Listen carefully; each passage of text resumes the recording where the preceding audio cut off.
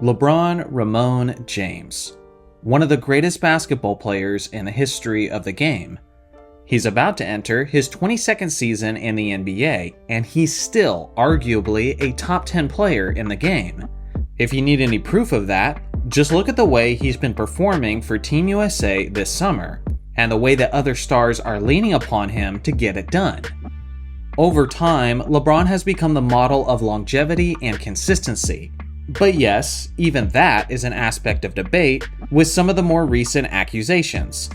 Personally, as a guy who grew up in the Bay Area of California during the prime of Barry Bonds, I've learned the hard way to take aging greatness with caution. But let's just put those concerns aside and take a moment and assume that LeBron's career is completely clean, and his long-standing greatness is only due to his incredible genes, athleticism, and conditioning. LeBron has made 20 All-NBA teams throughout his career, which is easily the most of all time. LeBron has been an All-Star 20 times in his career, which is also the most of all time. He's the NBA's all-time leader in total points and playoff points by significant margins. He's averaged at least 25 points per game for a whopping 20 consecutive seasons, which is easily the longest streak of all time. Now consider this, only 6 players in NBA history have ever played at least 21 seasons in the NBA. Those players were Kevin Willis, Robert Parrish, Kevin Garnett, Vince Carter, Dirk Nowitzki, and of course, LeBron James. Take a look at the numbers of these players in their 21st season.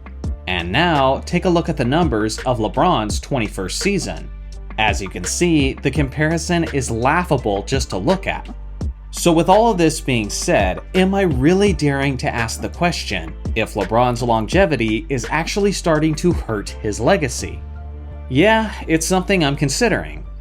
Let me ask you, dear viewer, is there ever a point where LeBron's longevity can actually hurt his legacy? Here's essentially what I mean. When I think of the greatest players in the history of sports, I think of guys who dominated their eras with winning. In basketball, Michael Jordan won 6 championships in the span of 8 seasons. In golf, Jack Nicklaus won 18 majors, and Tiger Woods won 15, including the Grand Slam of all 4 majors consecutively.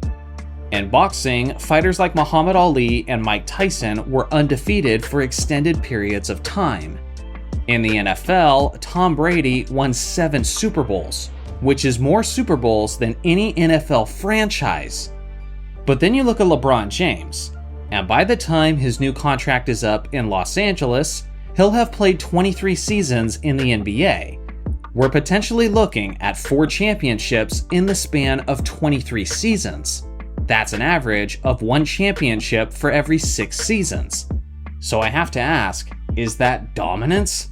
Sure, it's impressive, but is that the winning frequency of a player who should be called the greatest player of all time? Think about how many great players didn't get to eat during Jordan's dominance in the 1990s.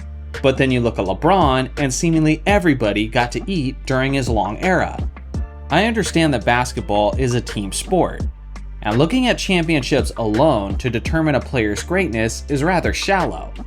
But when you're looking at a superstar player who switched teams numerous times to be in better situations, and when you're looking at a player who has a reputation of building stacked teams the exact way he desires them, and that only translates to 4 championships in potentially 23 seasons, that's when I start asking if the longevity is actually hurting.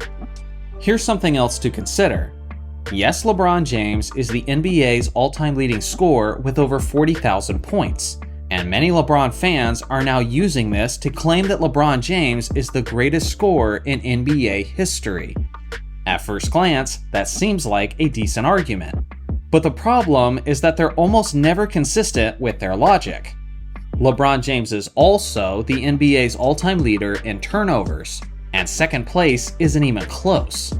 In fact, in the last 3 seasons of the NBA, the league-leading average of turnovers in a season is 295. This means that LeBron has an all-time turnover lead over second place that's greater than 2 league-leading seasons worth of turnovers. By the same logic that LeBron is the greatest scorer because he has the most points, LeBron is also the most sloppy player in league history because he has the most turnovers. As always, I believe the truth lies somewhere in the middle. Yes, he has the most points, and yes, he has the most turnovers, but both of those number one rankings are mainly due to his insane longevity. My point is that you can't simply have it both ways. You can't endlessly praise him for the scoring record while simultaneously ignoring turnovers. And you can't endlessly criticize him for the turnovers while ignoring the scoring record. You have to take the good with the bad and the bad with the good. But here's the thing, that's not the only negative record that will end up on LeBron's legacy. As things currently stand, LeBron James is not the NBA record holder for the most missed shots of all time, but he will be as soon as the very first game of the upcoming regular season. At the time I'm making this video, Kobe Bryant has the most missed shots in NBA history with a total of 14,481, and LeBron James is only 5 missed shots behind him at 14,476. This means that assuming that LeBron James will be healthy and active, he will almost certainly be the all-time leader in turnovers and missed shots by the end of opening night for the Los Angeles Lakers. As a Kobe Bryant fan, I understand full well that this record doesn't inherently make the guy a bad player. But I also remember dealing with those criticisms from LeBron fans for years. And guess what, guys?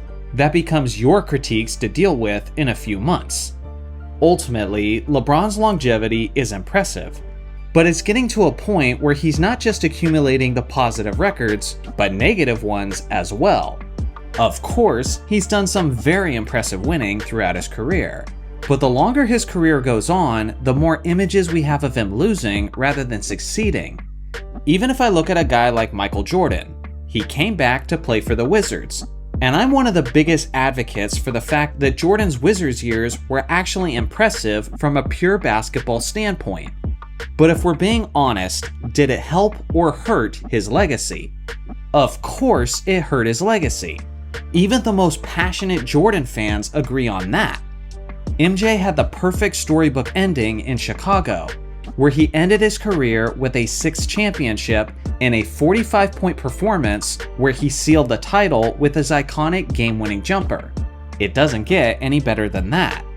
But he decided to come back, and we had to see a lesser version of Jordan in a blue jersey. We had to see him tear his meniscus and witness him miss the playoffs in back-to-back seasons. I'm happy for MJ that he got to scratch that itch and spend more time playing the game that he loved. But from a legacy standpoint, sometimes less is more. This is where I'm at with LeBron James. Yes, he's an incredible player. Yes, it's remarkable how good he still is at this age. But at a certain point, I absolutely believe that the longevity can start to hinder his legacy. Of course, it's up to LeBron. He can play as long as he wants. And I've never been one of those guys who likes to tell people when to hang it up. I'm just saying that from a legacy standpoint, playing as long as possible is not always the kindest to aging athletes. Even the biggest LeBron James fans can admit that 4 championships in 17 seasons is more impressive than 4 in 20, or 4 in 25, or even 4 in 30. At what point does it all start to weigh a legacy down? So you heard my thoughts, now I leave that question up to you guys. Is LeBron helping or hurting his legacy by increasing his longevity? I look forward to hearing your thoughts in the comment section below. Thanks for watching as always, make sure to like and subscribe for more basketball content, and I'll see you guys in the next video.